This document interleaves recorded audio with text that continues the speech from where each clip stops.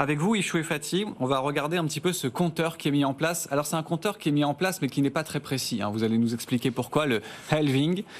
Donc compteur que l'on retrouve sur pas mal de sites, compte à rebours. Alors c'est impossible de dire quand ça va se passer précisément car ça dépend des blocs qui sont minés. Mais dans un an, il va se passer un truc. Dans un an, il va se passer un truc. Effectivement, on est presque exactement à un an de distance, presque exactement, parce qu'on ne peut pas exactement effectivement estimer la durée que ça va prendre. En fait, quand Satoshi, qui est un grand gentil, et pas un grand méchant, a inventé le Bitcoin, effectivement, il avait un souci, c'est qu'il fallait au Bitcoin beaucoup de puissance de calcul.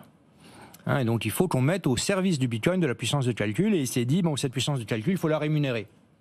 Et comment je vais la rémunérer ? Il a décidé de la rémunérer en Bitcoin, évidemment. Et donc il a décidé qu'à chaque bloc, un bloc c'est à peu près 3 minutes, qu'à chaque bloc, une personne, un mineur tiré au hasard, recevrait un certain nombre de bitcoins. Au début, c'était 50 bitcoins tous les blocs. Puis ensuite, tous les 4 ans, tous les 210 000 blocs, et comme un bloc, c'est à peu près 3 minutes, 210 000 blocs fois 3 minutes, c'est à peu près 4 ans. Tous les 4 ans, le halving a lieu, et la récompense est divisée par 2. Donc on est passé de 50 bitcoins à 25 bitcoins, de 25 à 12,5. Aujourd'hui, on est à 6,25 bitcoins. Si on regarde aujourd'hui le compteur, qu'on trouve sur sur beaucoup de sites internet, pour aller sur le plus fondamental, c'est blockchain.com. Là, vous aurez en direct le comptage des blocs. Et aujourd'hui, on est à 53 000 blocs. 53 000, c'est presque exactement le quart de 210 000. Ça veut dire qu'on est à un quart de 4 ans, dont on est à 1 an du prochain halving. Alors, ce qui est très intéressant, c'est que comme on a affaire à une sorte d'organe d'émission qui va émettre de moins en moins, évidemment, la monnaie est de plus en plus rare.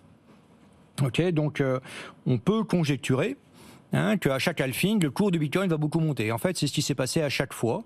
À chaque fois, lors du premier halving, le cours du Bitcoin est passé, par exemple, de 12 à 1000 $ en un an. Lors du deuxième halving, le cours du Bitcoin est passé de 650 à 19 000 $. Il a rebaissé ensuite à 9 000, et puis lors du dernier halving qui a eu lieu, on est passé de 9 000 à 69 000 $ en à peu près un an. C'est environ tous les 4 ans, Valentin. Il n'y a pas de date précise, comme on le disait, car ça dépend des blocs qui sont minés. Donc là, au final, ce compteur, c'est une estimation. Mais à chaque fois, ça marque les esprits. Oui, ça marque les esprits parce qu'effectivement, le prix, généralement, quelques temps après, évolue à la hausse, puisque la création monétaire est divisée par 2, comme est en train d'expliquer Yves. Donc c'est assez scruté. Je crois que c'est toutes les 10 minutes un bloc, par contre, Yves. Toutes les 10 minutes, pardon. Non, pas toutes les 3. Non. Un poil plus long, mais effectivement, le raisonnement. 6 fois par heure, effectivement. Et après, une fois que ça va se passer, parce que là, du coup, on regarde ce compteur, c'est amusant, etc. Ça envoie un signal boule ou, à l'inverse, est-ce que ça envoie un message baissier ? Comment ça se passe après, historiquement ? Sachant que c'est toujours compliqué parce qu'il n'y a pas beaucoup d'exemples, sachant que c'est tous les 4 ans et qu'à chaque fois la situation est différente. Mais comment aujourd'hui vous ressentez ce prochain halving ? C'est vrai qu'il y a beaucoup de gens aujourd'hui qui scrutent le halving et puis qui sont en train de se dire, est-ce que c'est enfin le bull run du halving qui a commencé, quand en début d'année on s'est posé la question. On a eu un crypto winter, donc qui est aussi un peu saisonnier, en fait, qui a lieu à peu près tous les 4 ans également, et un crypto winter qui est jamais vraiment motivé par des événements propres au Bitcoin. Cette fois-ci, ça a été la hausse des taux qui fait que tous les actifs risqués sont dépréciés. Quand